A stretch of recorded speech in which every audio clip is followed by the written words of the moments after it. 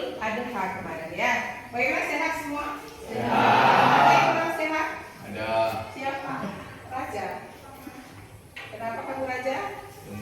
Lemas. Mungkin kurang makan ya. Belum sarapan ya Raja? Belum. Nah, biasanya kita kok pagi itu harus sarapan dulu pergi sekolah ya.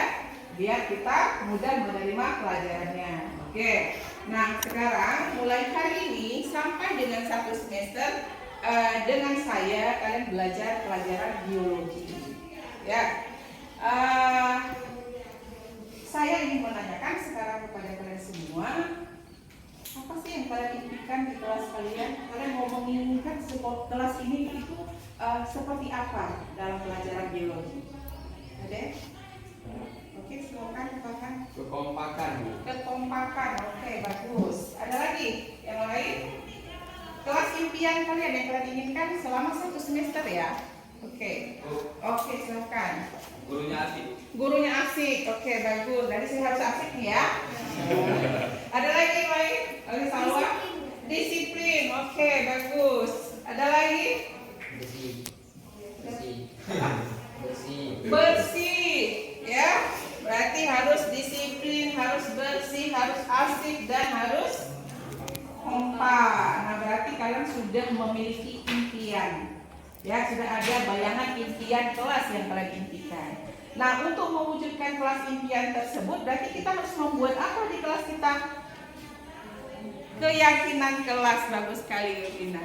Ya, keyakinan kelas. Berarti keyakinan kelas itu adalah apa yang kalian yakini bersama. Hari ini akan kita buat bersama-sama. Oke? Nah, sekarang kita buat bersama-sama.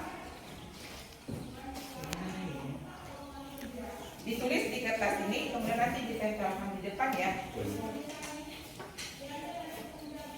Mau pink, mau hijau? Terserah. Silakan. Yang sudah dapat boleh dituliskan ya.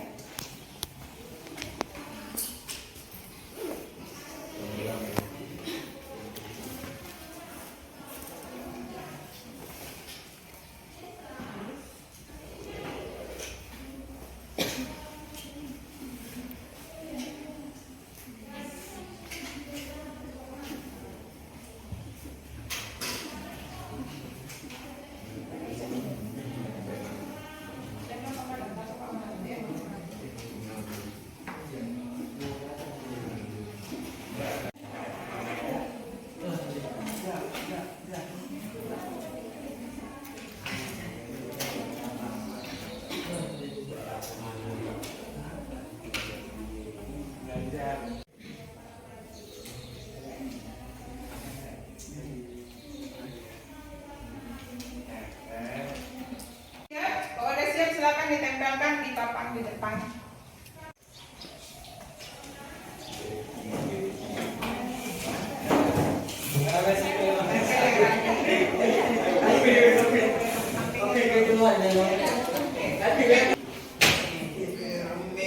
Oke, sekarang perhatikan semua.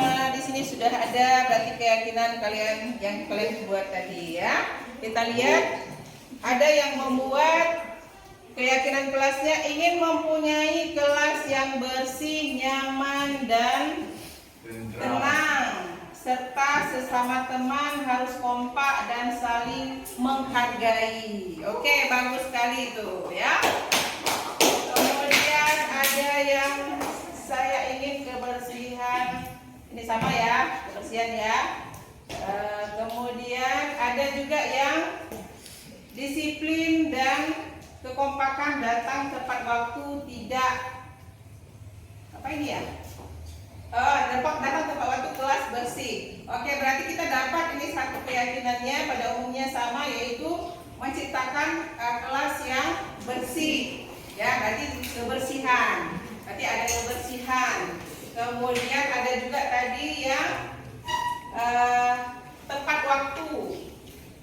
Ya, berarti datang tepat waktu atau hadir tepat waktu pada saat mulai pembelajaran. Oke, dan sudah ada berapa? 2 keyakinannya. Kemudian sama juga ini bekerja sama dalam kebersihan. Nah, disiplin. kompak sama ya. Dengan B. Saya ingin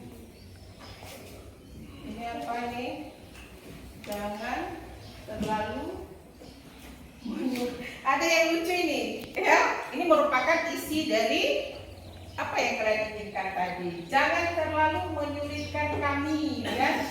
Ngerti kami juga. Dia mau menginginkan guru yang asik tadi ya di sini ya. Berarti ingin menciptakan, kita bisa ambil kesimpulan di sini, dia menginginkan kelas yang menyenangkan, ya. Guru dan kelas yang menyenangkan gitu ya. Ya. Bisa itu keyakinannya? Bisa. Oke, sudah ada berapa? 3. 3. Oke, berarti kita sudah bisa mengambil kesimpulan di sini. Keyakinan kalian ada berapa tadi? 3. Ya, yang pertama disiplin, boleh disiplin. Disiplin yaitu datang tepat waktu, menjaga kebersihan, kemudian apa lagi? Saling menghargai, kekompakan. Dengan HP. Iya, HP-nya silent. Berarti tadi ada yang membuat gurunya harus asik. Jangan menyulitkan kami. Berarti di situ harus menciptakan kelas yang aman, nyaman dan menyenangkan. Berarti ada berapa? 5. Berarti di kelas 3 IPA 2 sudah ada 5 keyakinan kelas yang sudah kalian buat bersama. Ya, dan itu harus diyakini bersama. Oke? Nah, sekarang tugas kalian bersama-sama kalian bekerja untuk membuat keyakinan kelas di sini. Ya, ditulis. Kemudian nanti akan sama-sama kita tempelkan di situ.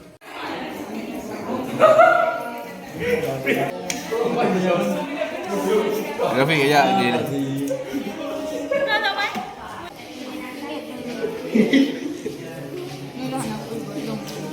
Nah, agama ni gampak agak. Ya dah.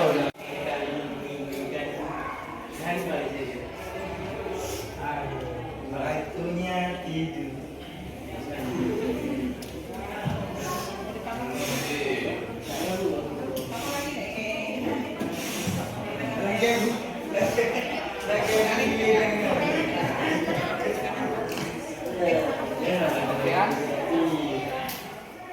Pakai tangannya nggak? Biar kuat. Kita saja.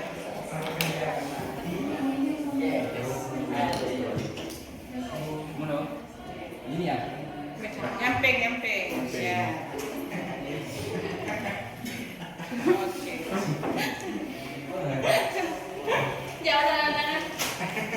Udah. Ada, oke. Berarti keyakinan kelas 3 IPA 2 sudah ada. Berarti kita harus sama-sama meyakini selama 1 semester. Oke. Nah, sekarang untuk mengesahkan bahwa keyakinan ini merupakan keyakinan kita semua. Berarti ibu mulai, ibu yang sahkan, kemudian diikuti oleh semua ya. Ya. Bismillahirrahmanirrahim. Bismillahirrahmanirrahim. Gimana tadi? Oke, lanjut. Secara bergantian silakan. Gantian silakan. Nunu.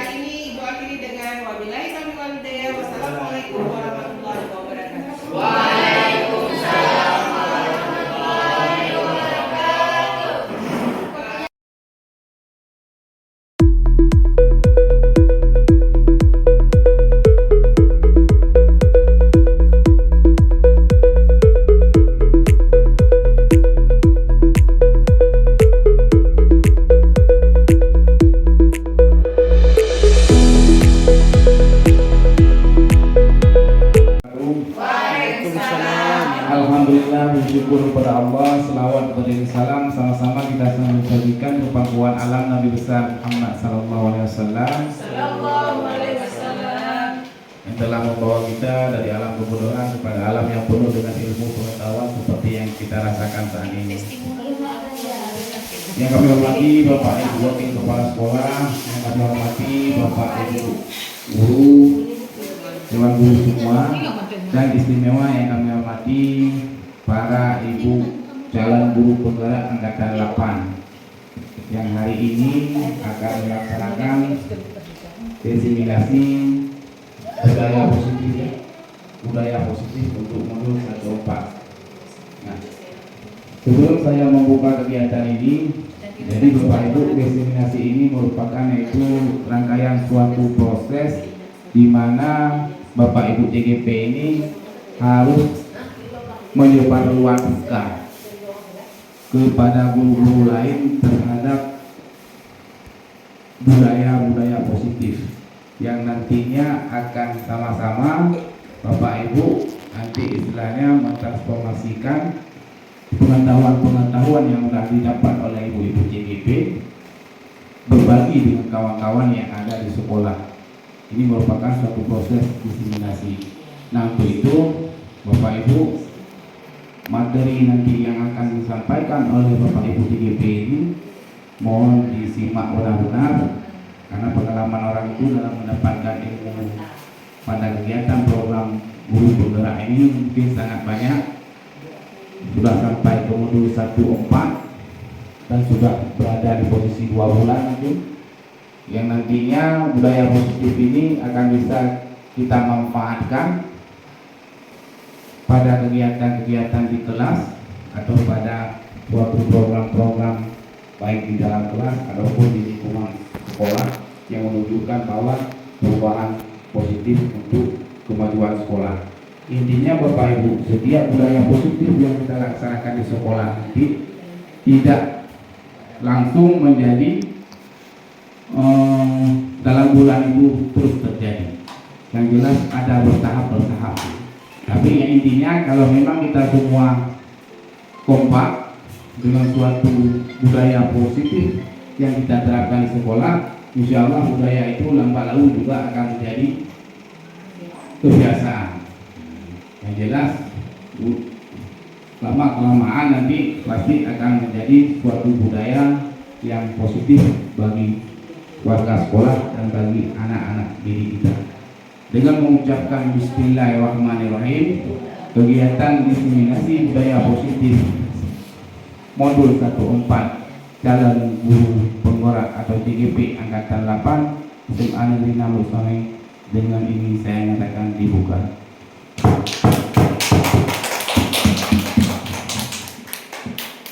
Bapak Kepala Sekolah yang telah memberikan arahan dan bimbingan kepada kami dengan demi terlaksananya diseminasi budaya positif ini. Selanjutnya untuk presentasi pertama akan disampaikan oleh Ibu Saidah SPD. Kepada Ibu Saidah saya persilahkan. Warahmatullahi wabarakatuh. Alhamdulillahirabbil alamin wassalatu wassalamu ala asrafil anbiya'i wal mursalin wa ala alihi wa sahbihi ajmain. Marilah sama-sama kita panjatkan puji dan syukur kita kepada Allah Subhanahu wa taala, di mana pada siang hari ini kita masih diberi kesempatan untuk dapat berkumpul di ruang yang sangat sederhana ini. Tidak lupa pula selawat dan salam kita sajikan ke pakuan Nabi besar kita Muhammad sallallahu alaihi wasallam yang telah membawa kita dari alam kebodohan ke alam yang penuh ilmu pengetahuan.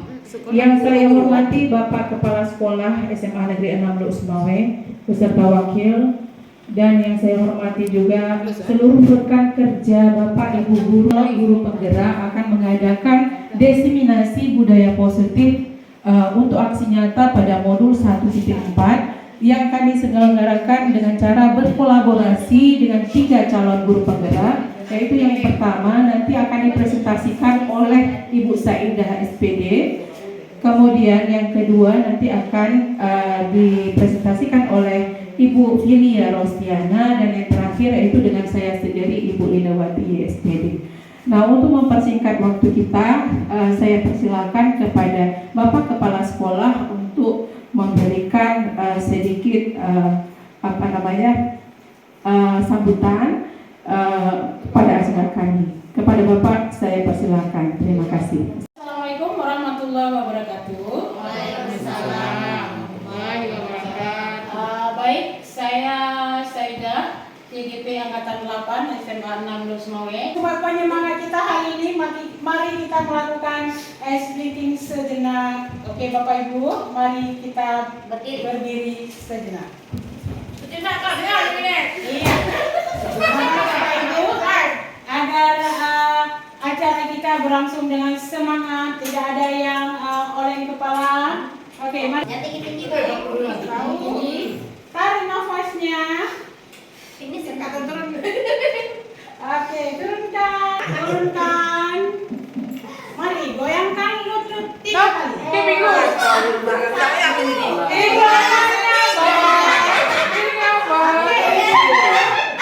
nafas.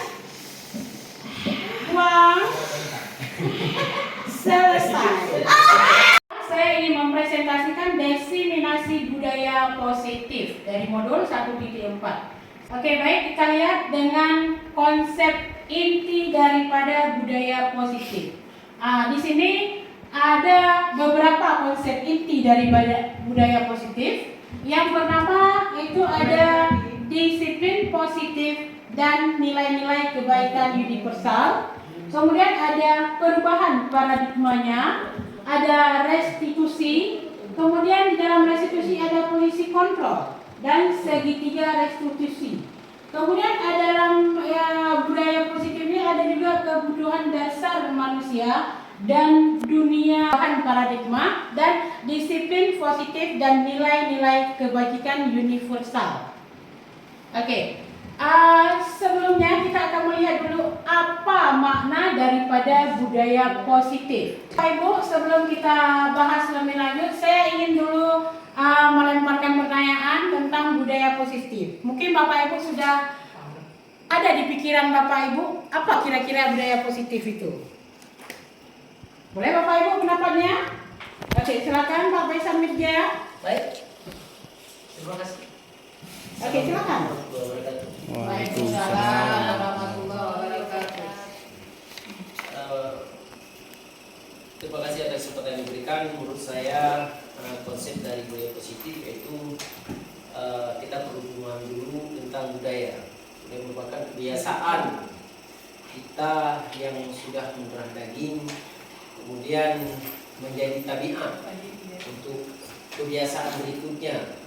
Jadi kesimpulan yang saya ambilkan budaya positif adalah kebiasaan yang dilakukan dalam kehidupan sehari-hari kita yang dapat memberi manfaat baik masa kini,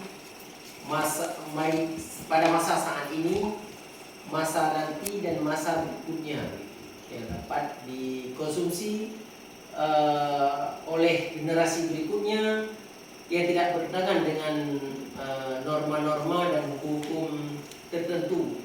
Khususnya kita yang terkait dengan hukum agama dan lain-lain hal.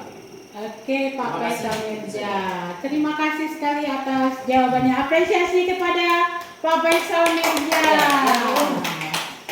Oke, baik. Jadi bisa kita lihat apa yang dikatakan dengan budaya positif. Jadi inilah makna daripada budaya positif, yaitu nilai-nilai dan kebiasaan di sekolah yang berpihak pada peserta didik agar mereka dapat berkembang menjadi pribadi yang kritis, penuh hormat dan bertanggung jawab. Itulah harapan kita pada budaya positif. Oke. Nah, perubahan paradigma. Stop dulu deh. Kita lihat apa yang terjadi pada perubahan paradigma teori kontrol. Di sini ada istilahnya teori kontrol, yaitu ilusi kontrol. Ini yang dipaparkan oleh Dr. William Glasser dalam teori kontrol, teori untuk meluruskan miskonsepsi tentang kontrol. Jadi yang pertama ada ilusi guru mengontrol murid, kemudian ilusi bahwa kritik dan membuat orang merasa bersalah dengan menggunakan menguatkan karakter. Kemudian ilusi bahwa semua penguatan positif, efektif dan bermanfaat.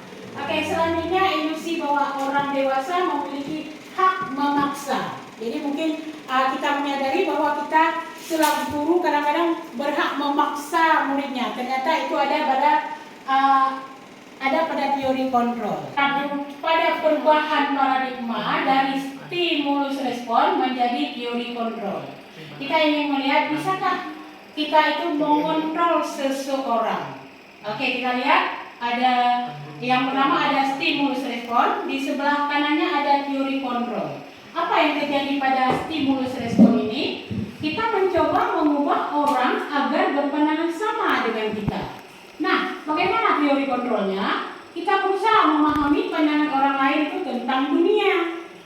Oke, berikutnya stimulus respon. Perilaku buruk dilihat sebagai suatu kesalahan. Bagaimana yang terjadi pada teori kontrol? Semua perilaku itu memiliki tujuan. Walaupun ada orang lain bisa mengontrol saya. Nah, bagaimana teori kontrolnya? Hanya Anda yang bisa mengontrol diri Anda sendiri. Oke, berikutnya. Saya bisa mengontrol orang lain. Anda tidak bisa mengontrol orang lain. Oke, kemudian langkah berikutnya pemaksaan ada pada saat bujukan yang gagal. Pada teori kontrolnya, kolaborasi dan kesepakatan menciptakan pilihan-pilihan baru. Model berpikir menang kalah. Nah, pada teori kontrolnya itu model berpikir menang dan menang. Disiplin positif. Disiplin positif di sini merupakan salah satu cara penerapan disiplin yang bertujuan untuk menumbuhkan kesadaran serta memberdayakan peserta didik tanpa imbalan penghargaan atau reward, ancaman atau hukuman. Mungkin di sini kita sering menerapkan budaya positif itu hanya ingin patuh, ya, hanya ingin patuh sehingga tidak luput dari ancaman atau hukuman. Maka kita harus perhatikan juga apa tujuan kita sebagai pendidik. Jadi tujuannya kita adalah menciptakan peserta didik yang memiliki disiplin diri, sehingga mereka berperilaku mengacu pada nilai-nilai kebajikan universal dan memiliki motivasi intrinsik dalam perubahan perilaku ke arah yang lebih baik. Nilai-nilai kebajikan universal. Apa yang diharapkan pada nilai-nilai kebaikan universal ini? Oke, nilai-nilai universal, nilai-nilai kebajikan dari universal sebagai bentuk dari nilai-nilai kebajikan yang disepakati bersama. Itu lepas dari suku bangsa, agama, bahasa maupun latar belakangnya. Nah, di sini tidak mengenal ras pada nilai-nilai universalnya. Kemudian nilai-nilai ini merupakan payung besar dari sikap dan perilaku kita, atau nilai-nilai ini merupakan fondasi kita berperilaku. Nilai-nilai kebajikan ini harus dimiliki oleh kita seorang pendidik. Kita guru adalah seorang pendidik, bukan hanya mengajar, ya. Oke, contoh dalam menerapkan nilai kebaikan ini ada yang pertama keadilan. Apa nilai keadilan di dalam lingkungan kita? Kemudian ada keselamatan. Oke, dalam setiap pembelajaran tentu anak-anak membutuhkan keselamatan dan kenyamanan. Kemudian ada tanggung jawab. Apa tanggung jawabnya di situ? Berikutnya ada kejujuran. Kemudian ada rasa syukur, berprinsip, integritas, kasih sayang, rajin, kemudian berkomitmen, percaya diri, kesabaran dan keamanan. Jadi inilah penerapan daripada nilai-nilai kebajikan. Kebajikan institusi atau lembaga atau yang ada di dalam organisasi. Semua nilai ini mengacu pada yang pertama itu profil pelajar Pancasila yang sedang kita terapkan sekarang, ya. Apa itu nilai kebajikan dalam profil pelajar Pancasila? yaitu yang benar beriman dan bertakwa kepada Tuhan Yang Maha Esa dan berakhlak mulia. Nah, inilah yang kita harapkan daripada nilai-nilai kebajikan. Kemudian kebinekaan global. Jadi kita tidak mengharapkan di sini perbedaan ya. Kemudian rasa gotong royong. Ada gotong royong di sini. Jadi untuk membina kerjasama kita juga harus menghidupkan gotong royong. Kemudian mandiri, kreatif dan bernalar kritis. Itulah yang harus kita miliki di dalam nilai-nilai kebajikan ini.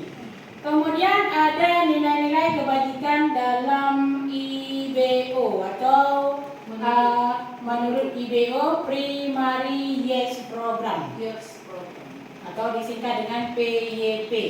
Ini institusi juga. Kemudian apa yang diharapkan di sini ada toleransi, saling menghargai. Kemudian ada rasa hormat. Kemudian integritas, mandiri, menghargai. Kemudian antusias, empati, ada keingintahuan, kreativitas, kemudian kerjasama, percaya diri dan komitmen. Itu hampir sama kita menuju pada nilai-nilai profil Pancasila.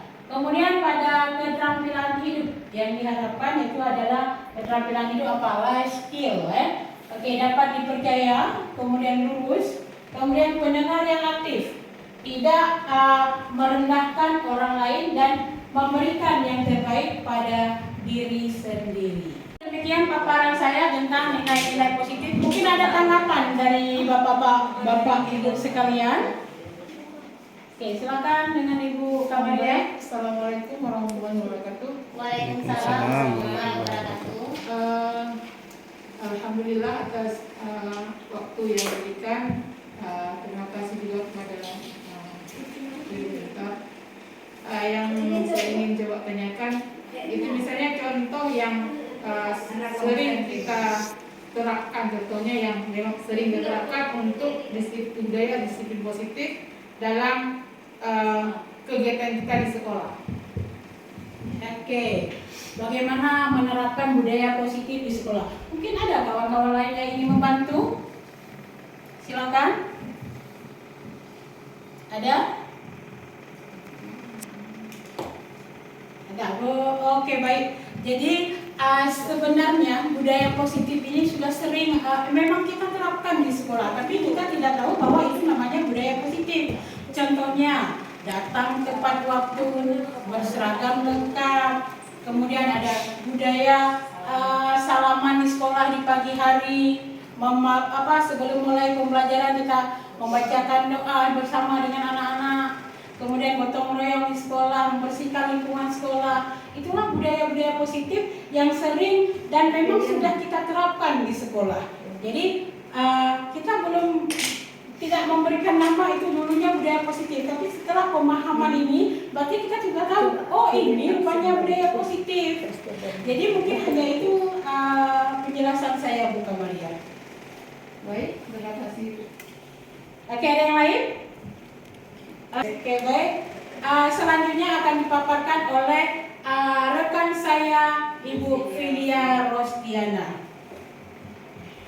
Saya bersyukur sekali hari ini di mana kita bisa berkolaborasi bertiga, dan saya juga mengucapkan banyak sekali terima kasih karena atas partisipasi dari rekan-rekan sejawat, di mana hari ini pada siang hari mungkin banyak kegiatan yang lain yang akan dilakukan, tetapi karena dengan membantu seperti ini mudah-mudahan bisa bermanfaat dan berhasil secara perlahan kita terapkan budaya positif ini di SMA Negeri 6 yang sangat kita cintai. Nah, sebelumnya kita akan melihat mengenai teori motivasi, hukuman dan penghargaan bagi peserta didik. Nah, apa itu teori motivasi? Nah, teori motivasi yang kita tahu bahwa motivasi, pengertian atau arti dari motivasi itu sendiri adalah dorongan, ya, atau kemauan seseorang.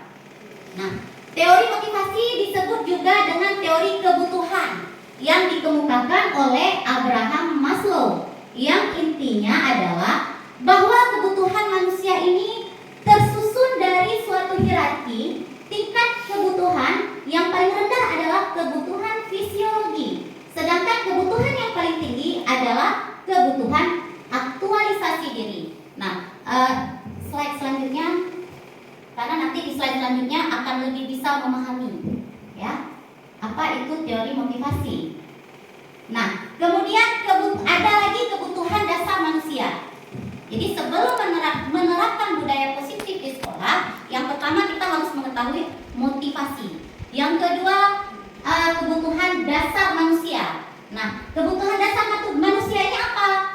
Ini berupa unsur-unsur yang dibutuhkan manusia dalam mempertahankan fisiologis maupun psikologis, keseimbangan fisiologis maupun psikologis yang bertujuan untuk mempertahankan kehidupan maupun kesehatan.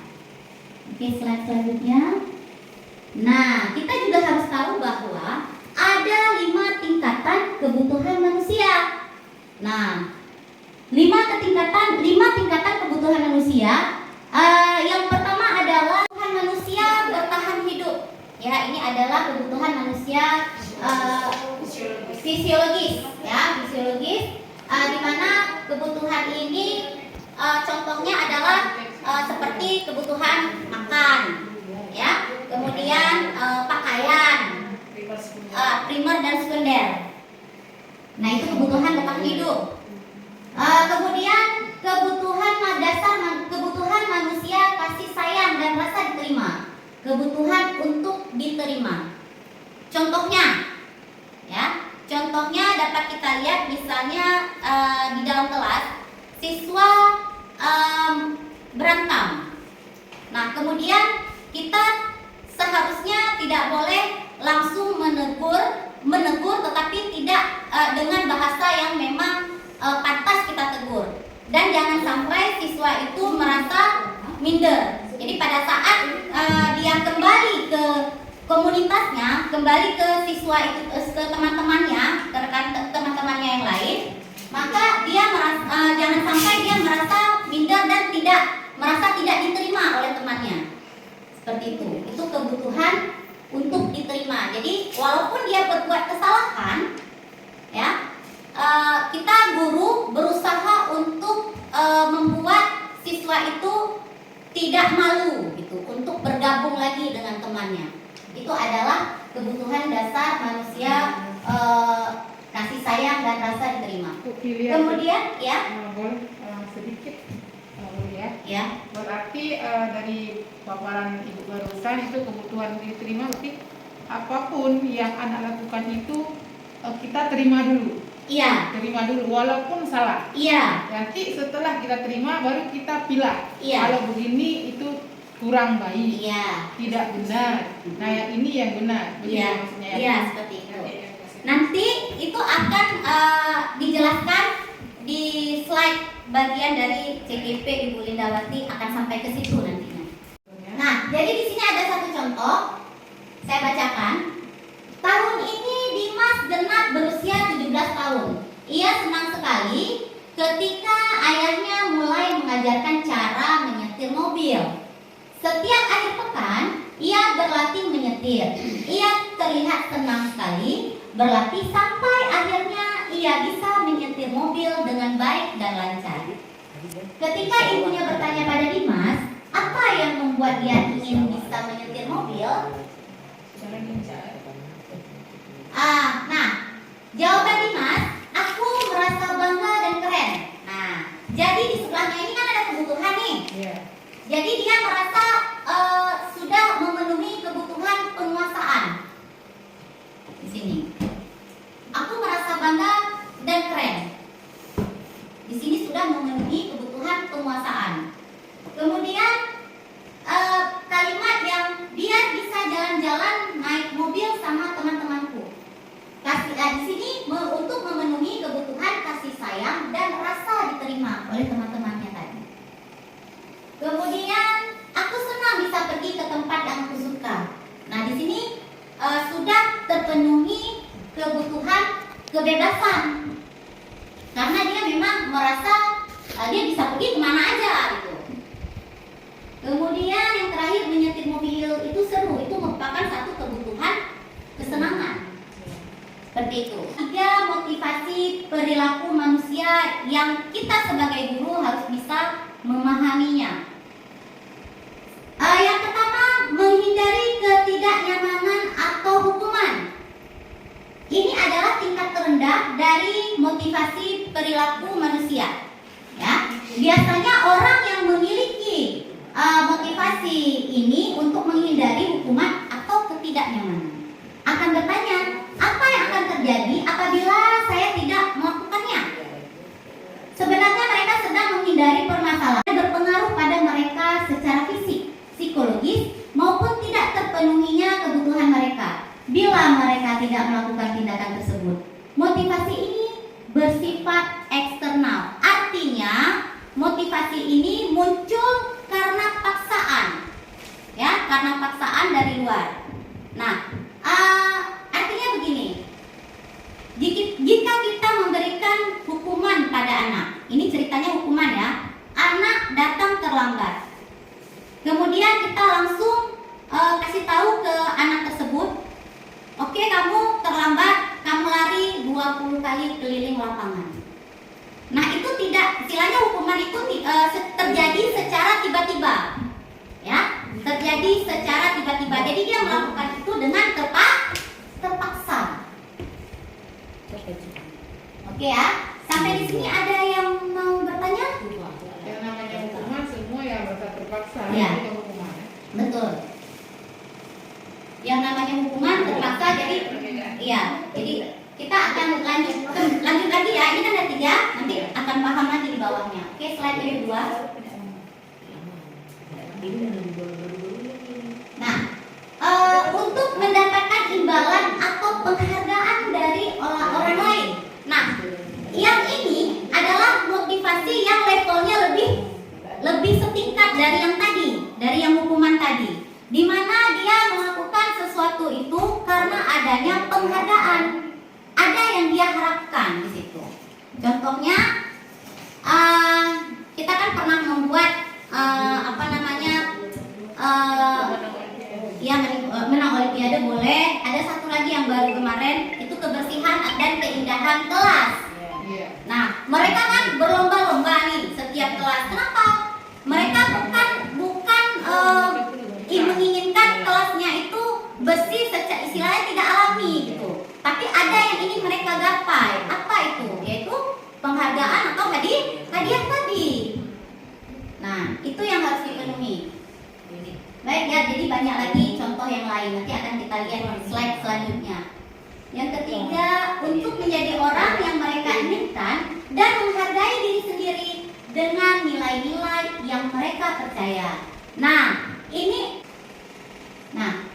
jadi di sini lebih jelas terlihatnya, ya. Jadi ada identitas gagal, ada identitas sukses. Identitas gagal ini dianggap jika kita memakai hukuman. Jadi banyak sekali efek dari sifat anak nanti. Bahkan anak makin menjadi-jadi. Itu yang kita lihat di lapangan. Ya, makin kita kasih hukuman, anak-anak makin kadang dia akan berbuat hal seperti itu lagi.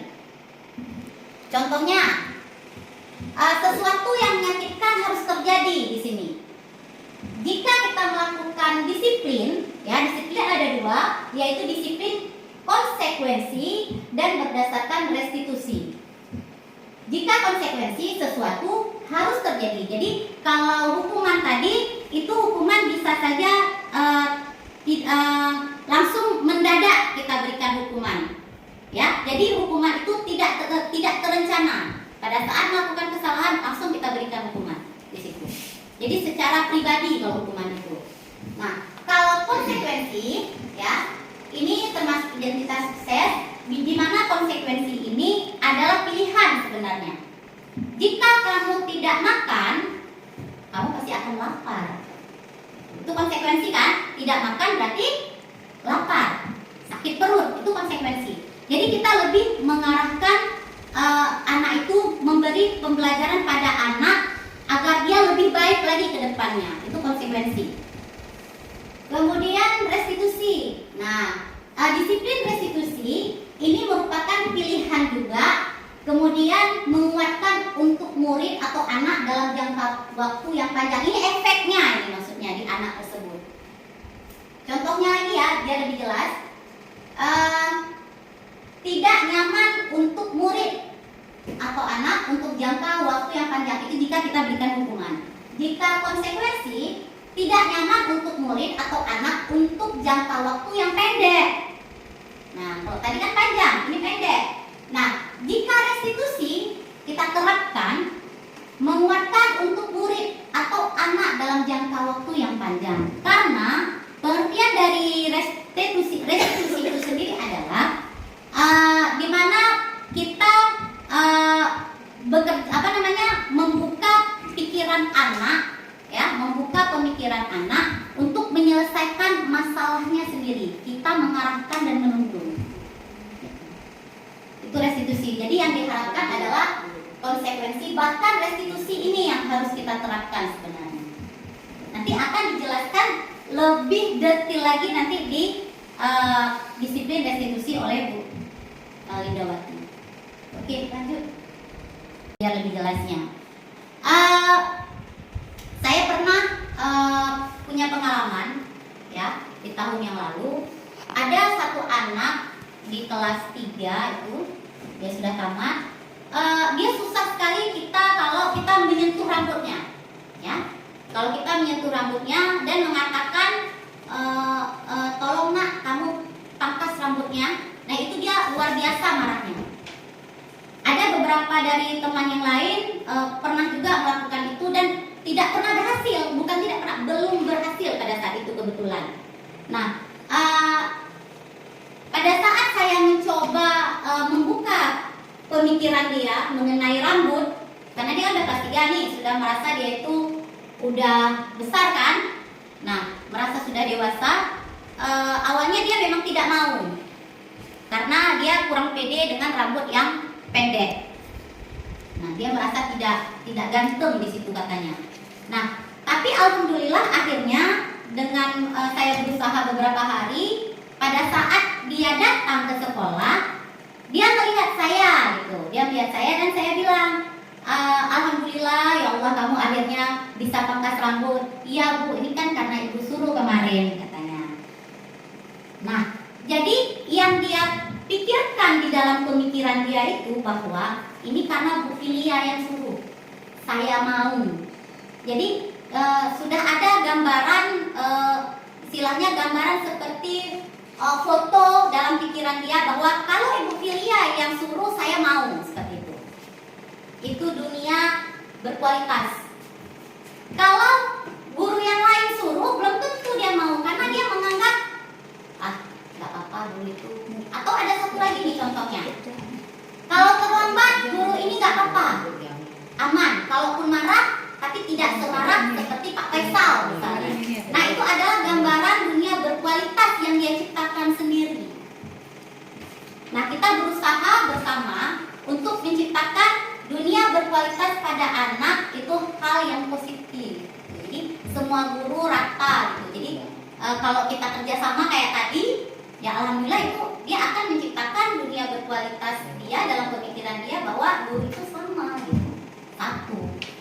Apakah sama seperti imajinasi Imajinasi. Iya, berimajinasi. Jika guru ini kalau masuk kelas telat dia marah, kan pasti dikasih masuk, nggak apa-apa. Nah, kalau ibu yang ini nggak dikasih masuk. Dia bermain dengan pikirannya sendiri. Iya, itu dia dunia berkualitas. Tapi harus yang positif. Harus yang positif. Seandainya dia yang negatif akan timbul hal yang lain. Iya. Yang tidak Nggak akan masuk ke dunia berkualitas dia. Iya. Jadi itu adalah usaha kita gitu. Jadi gini maksudnya, Apa? jadi maksudnya dunia berkualitas itu Apa kan kolaborasi? yang dikatakan dunia berkualitas itu semua hal yang terbaik yang jadi memori bagi dia.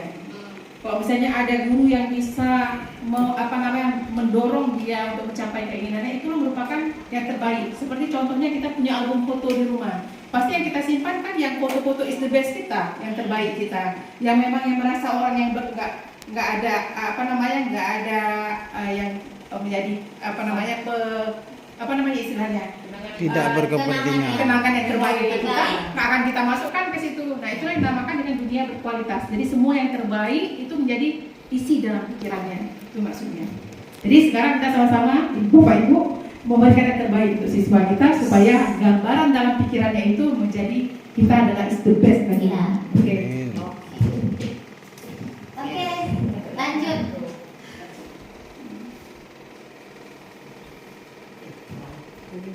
Nah, ini dunia berkualitas menurut Dr. William Glasser. Dunia berkualitas seperti album foto yang seperti yang dijelaskan oleh Ibu Lindawati tadi bahwa seperti album foto yang isinya tidak akan terlalu banyak, hanya akan terdiri dari beberapa hal saja yang sangat signifikan dan benar-benar terbaik dalam hidup Anda, yang membuat hidup Anda lebih bermakna. Presentasikan beberapa poin tadi. Nah, ini akan saya serahkan kepada Ibu Lindawati.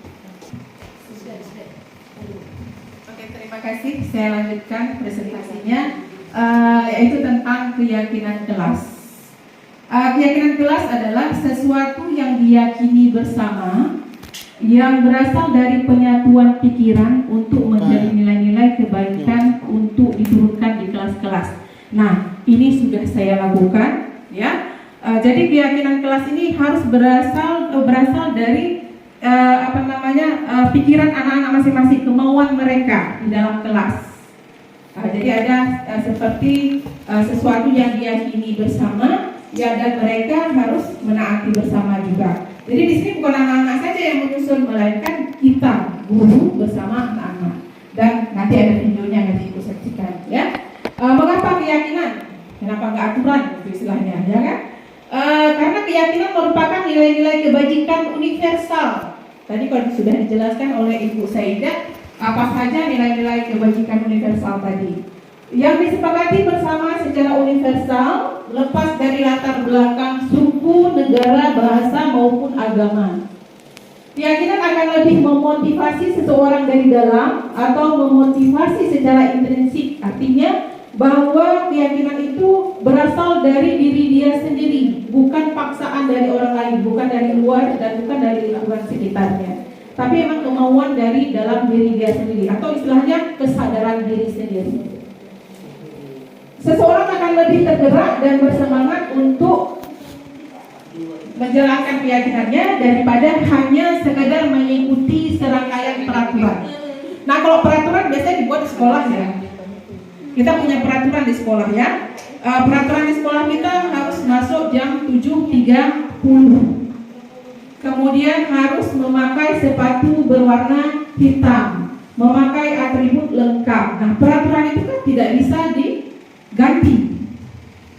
Memang itu aturan dan harus dijalankan. Mau tidak mau mereka harus jalankan. Nah, berbeda dengan keyakinan kok. Keyakinan memang kemauan dari siswa itu sendiri. Mereka ingin bermimpi mau menjadi seperti apa kelas mereka. Nah, ya. Nah, jadi kita sebagai guru harus menuntun mereka untuk membentuk keyakinan tersebut. Karena kita sebagai guru itu harus kita jalankan pendidikan ini sesuai dengan tuntutan Ki Hajar Dewantara, yaitu menuntut anak atau peserta didik demi mereka mencapai keselamatannya, tapi tidak boleh menjauhi dari kodrat alam dan kodrat zaman. Ya, itu yang diharapkan.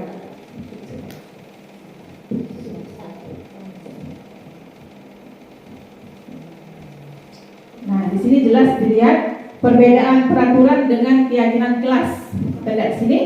Kalau peraturan selalu kembalikan buku ke tempatnya. Ini seperti di perpustakaan.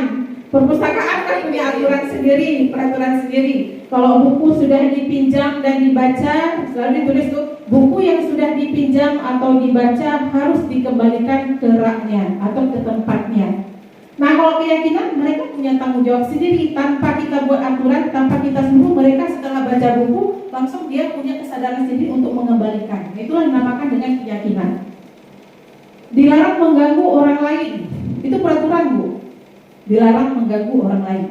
Kalau di keyakinan menghormati orang lain dan diri sendiri. tanpa dilarang mengganggu orang lain, mereka sudah punya kesadaran menghormati orang lain dan diri sendiri. Nah, termasuk tadi seperti saya bilang, hadir di sekolah 15 menit sebelum pembelajaran dimulai. Ya, kalau di keyakinan menghormati orang lain, komitmen pada tujuan, punya komitmen. Dilarang melakukan kekerasan. Kalau keyakinan keselamatan itu termasuk kekerasan di dalamnya. Kayak misalnya bebas narkoba. Bebas narkoba berarti masuk ke kesehatan, keyakinan kesehatan. Nggak perlu dibuat situ dilarang merokok. Dilarang merokok berarti kan peraturan itu. Tapi kok keyakinan kesehatan. Nah, itu dia. Itu bentuk perbedaan peraturan dan keyakinan kelas. Silakan.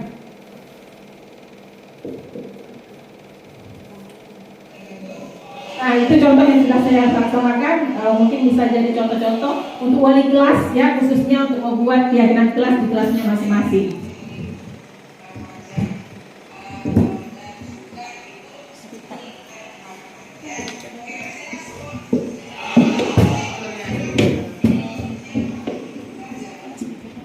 Keyakinan kelas yang sudah kami buat, semoga bisa menjadi contoh bagi ibu-ibu yang lain, bapak dan ibu guru yang lain. Dan insya Allah kalau kita terapkan, insya Allah siswa kita akan meyakininya bersama. Buktinya saya hari ini, saya merasa senang masuk 3 IPA 2 karena mereka meyakini. Kecuali tadi ada yang keluar karena izin ada kegiatan OSIS, ya itu nggak ada masalah. Bu Uni juga tadi masuk tepat waktu ya, Bu Uni anak-anaknya nggak ada yang di luar ya, alhamdulillah sekali. Oke, kita lanjut dengan posisi kontrol. Nah, ini posisi kontrol adalah yang harus dimiliki oleh kita sebagai seorang guru. Berdasarkan pada teori kontrol Dr. William Glasser, Gossen berkesimpulan di sini ada 5 posisi kontrol yang diterapkan oleh seorang guru, orang tua ataupun atasan dalam melakukan kontrol di sekolah khususnya. Yang pertama yaitu ada posisi kontrol sebagai penghukum di sini. Kemudian yang kedua, posisi kontrol sebagai pembuat rasa bersalah. Nanti kita lihat lebih jelasnya lagi bagaimana ibu-ibu. Kemudian yang ketiga itu sebagai teman. Keempat, posisi kontrol sebagai pemantau. Dan terakhir adalah sebagai manajer. Nah, nanti kita lihat satu persatu bagaimana yang dinamakan dengan posisi itu masing-masing. Nanti kita setelah melihat itu kita lihat nanti kita di posisi mana di situ kira-kira Bapak Ibu. Oke, kita lihat videonya dulu.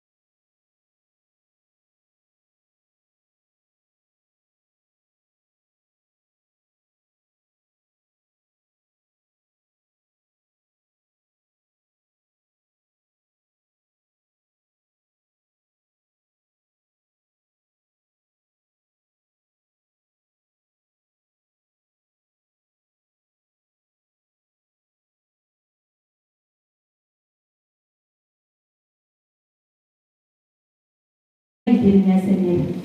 Nah, itulah perbedaan dari 5 posisi kontrol tersebut. Nah, kita sadar sekarang ya posisi di mana kita. Seperti saya juga merasa sadar setelah mendapatkan ilmu ini, yaitu saya selama ini kayaknya sering membuat merasa bersalah dan sebagai teman kayaknya. Nah, tetapi setelah mempelajari ini ternyata itu yang kita lakukan itu merupakan suatu kesalahan, tidak sesuai dengan yang diharapkan sekarang oleh peserta didik kita yang pembelajarannya sesuai dengan Ki Hajar Dewantara. Oke, lanjut. Nah, ini ada tugas untuk Bapak Ibu, ya. Posisi kontrol mana menurut Anda yang sering mengucapkan pernyataan-pernyataan di bawah ini? Boleh Bapak Ibu cari dulu jawabannya. Yang pertama, saya kecewa sekali dengan kamu. Posisi apa itu Bapak Ibu? Rasa bersalah. Yang kedua, kamu tidak pernah benar melakukannya. Boleh jawab aja, nanti kita lihat jawaban yang benarnya. Kamu tidak pernah benar melakukannya. Penghukum ya Bu Nur ya? Ya. Kita lihat nanti. Ayolah lakukan demi saya ya. Semangat. Teman. Oke. Yang keempat, bagaimana kamu bisa menyelesaikan masalah ini? Manajer. Oke. Bu Nur Siagian kayaknya sudah paham dia. Yang kelima, berapa kali sih saya sudah mengatakan kepada kamu? Kecewa. Posisinya, posisi kontrolnya. Ada yang bisa? Merasa bersalah. Yang terakhir, kamu tidak akan mendapatkan bintang bila tidak menyelesaikan tugas ini ya. Penghukum. Yang keenam, penghukum atau pembuat rasa bersalah? Penghukum atau pemantau? Pemantau tadi memberikan jeda. Penghukum yang keenam. Oke, kita lihat jawabannya Bu. Filia silakan. Nah, ini dia. Yang pertama pembuat rasa bersalah, yang kedua penghukum, yang ketiga teman, empat manajer, pembuat rasa bersalah juga yang kelima, dan yang terakhir adalah penghukum. Yang keenam penghukum atau pembuat rasa bersalah? Penghukum atau pemantau? Pemantau tadi memberikan jeda. Penghukum yang keenam. Oke, kita lihat jawabannya Bu. Filia silakan. Nah, ini dia. Yang pertama pembuat rasa bersalah, yang kedua penghukum, yang ketiga teman, empat manajer, pembuat rasa bersalah juga yang kelima, dan yang terakhir adalah sebagai pemantau. Itulah kata-kata yang kita gunakan. Jadi kok sering kita keluarkan berarti saya sebagai ini. Ya, tadi kita sudah tahu ya peran kita ya, posisi kita di mana sekarang. Tadi memberi jeda, nggak memberi. Kalau misalnya kamu tidak menyelesaikan tugas, saya tidak akan kasih bintang kepada kamu. Nah itu berarti itu sebagai pemantau. Jadi ada harus menyelesaikan kepada kasih bintang. Jadi dipantau dia dapat bintang dia buat. Seperti tadi Karen telat, berarti dia harus 20 menit berada di kelas. Nanti setelah 20 menit itu berarti dipantau sama gurunya sama 20 menit itu dia harus berada di kelas itu. Jadi hukumannya seperti itu. Mantau ya. Lanjut ya. Nah, terakhir kita lihat segitiga restitusi. Jadi 5 posisi kontrol itu yang terbaik adalah posisi manajer tadi untuk menyelesaikan suatu masalah, untuk mendapatkan solusi atau menemukan solusi si peserta didik itu, kita harus menggunakan segitiga restitusi. Apa itu segitiga restitusi? Itu adalah proses menciptakan kondisi bagi murid untuk memperbaiki kesalahan mereka sehingga mereka bisa kembali pada kelompok mereka dengan karakter yang lebih kuat. Itu restitusi. Ada 3 langkah yang kita lakukan. Yang pertama, menstabilkan identitas.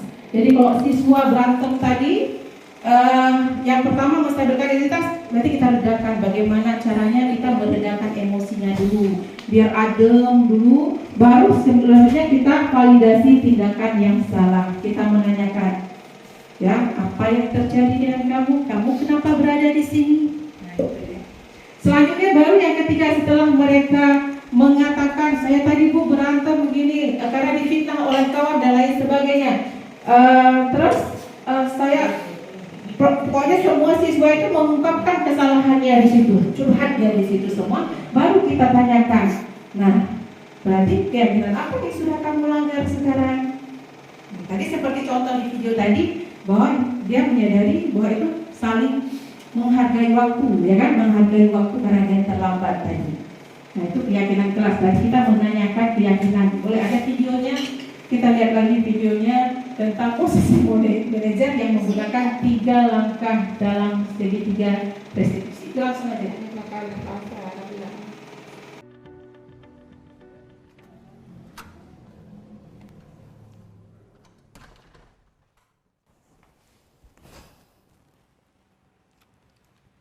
Siang Sarah. Siang Pak. Sudah lama nggak ketemu Sarah. Kenapa hari ini ada di sini? Kesel Pak, kesel banget. Masa aku dikatain tukang fitnah Pak? Ya aku marah lah. Aku balik ngatain Eka di depan kelas. Kesel banget. Oh begitu. Ya pasti kamu marah dan kesal. Bapak juga akan marah apabila ada yang menuduh Bapak seperti itu.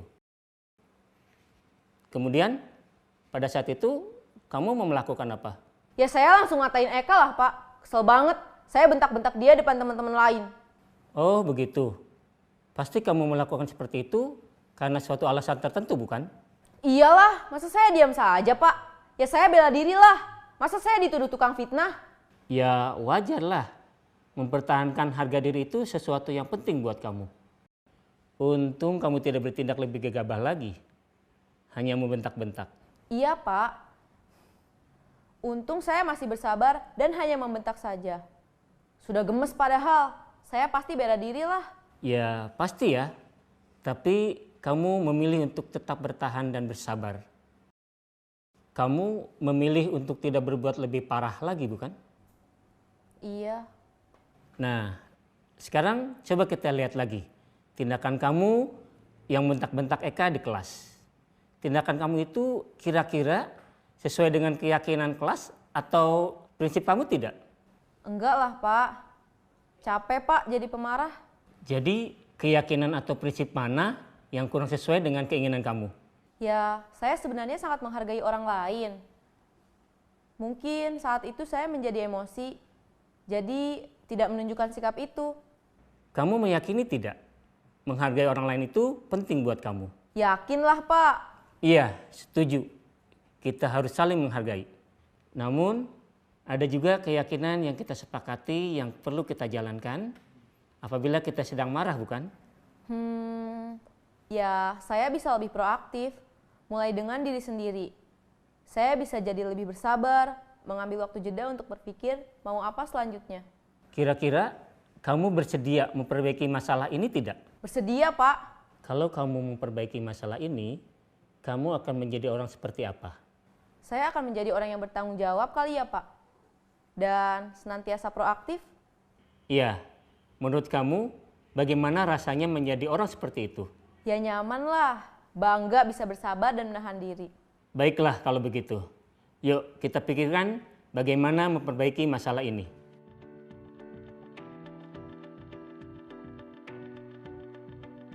Pak Ibu, merupakan penerapan dari segitiga restitusi tadi sudah kita lihat bersama-sama.